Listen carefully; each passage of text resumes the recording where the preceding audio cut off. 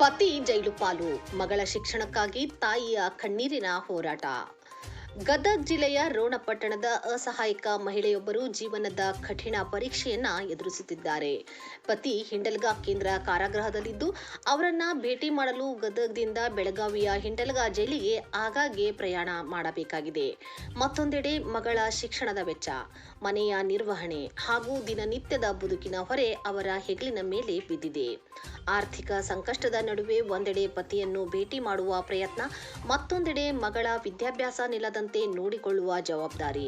ಈ ಎರಡರ ನಡುವೆ ಆ ತಾಯಿ ಕಣ್ಣೀರಿನೊಂದಿಗೆ ಬದುಕಿನ ಹೋರಾಟ ನಡೆಸುತ್ತಿದ್ದಾರೆ.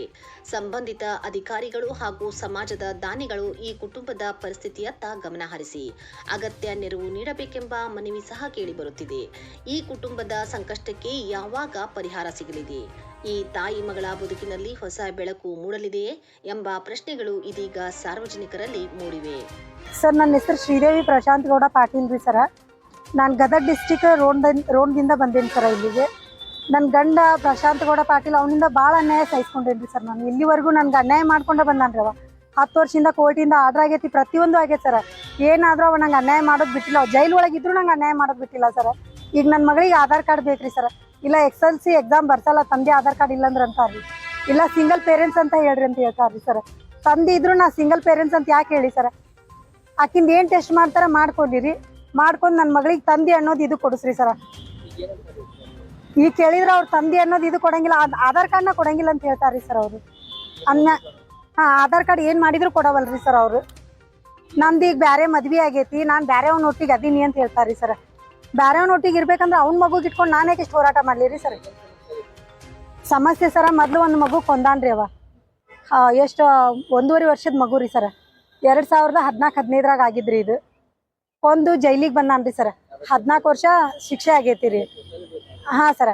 ಈಗ ಇನ್ನೊಂದು 3-4 ವರ್ಷ ಅಂದ್ರೆ ಶಿಕ್ಷೆ ಮುಗಿಬೋದ್ರಿ. ಅದು ಮುಗ್ದಿದ ಮ್ಯಾಗ ಆಚೆ ಬರ್ಬೋದ್ರಿ. ಆಚೆ ಬಂದ್ಮ್ಯಾಗ ಜೀವನ ಮಾಡ್ಬೋದ್ರಿ, ಇಲ್ಲ ಬ್ಯಾಡ ಅಂದ್ರೆ ಡೈವರ್ಸ್ ತೊಗೋಬೋದ್ರಿ ಸರ. ಆದ್ರೆ ಈಗ ಆಕೆಗೆ ಅಪ್ಪ ಅನ್ನೋದು ಇದು ಬೇಕಲ್ರಿ ಸರ.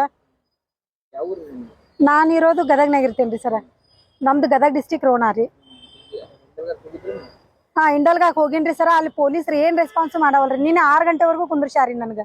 6 ಗಂಟೆಗೆ ನನಗೆ ಬಸ್ ಸಿಕ್ಕಿಲ್ಲ ರೀ ಸರ. 10 ಗಂಟೆ ಮಟ್ಟ ಕುಂತು ವಸ್ತಿ ಹೋಗೇನ್ರಿ ಸರ್. ನಾನು ಯಜಮಾನ್ರಿ ಕಡೆ ಏನು ಮಾತಾಡಿಲ್ಲ ಸರ್. ನಾನು ಆಧಾರ್ ಕಾರ್ಡ್ ಅಲ್ಲಿ ಒಳಗೈತ್ರಿ. ಈಗ 8 ವರ್ಷ ಆಯ್ತು ಸರ್ ಅವ್ರ ಕಡೆ ಬಂದ್ರಿ. ಇವ್ರು ಬಂದ್ರಿ ಇಲ್ಲಿ ಇದು ಆಧಾರ್ ಕಾರ್ಡಿನ ಅಗತ್ಯ ಬಿದ್ದೇ ಇಲ್ಲನ್ರಿ ಸರ್. ಈಗ ಮಾಡ್ಸಿಲ್ಲ ಅಂತ ಹೇಳ್ತಾರ್ರಿ ಅವರಲ್ಲಿ.